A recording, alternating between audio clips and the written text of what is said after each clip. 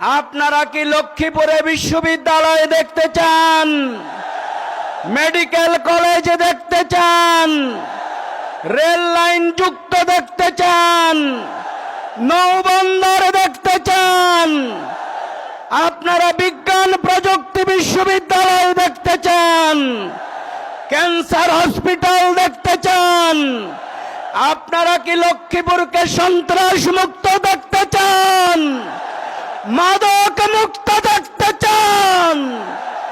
আপনারা এই লক্ষ্মীপুরকে ফ্যাসিবাদ মুক্ত দেখতে চান? তাহলে এই জনসমুদ্র প্রমাণ করে আগামী দিনে এই 4টি আসন আগামী দিনের প্রধানমন্ত্রী ডক্টর শফিকুর রহমানকে উপহার দেওয়ার জন্য প্রস্তুত আছেন কিনা?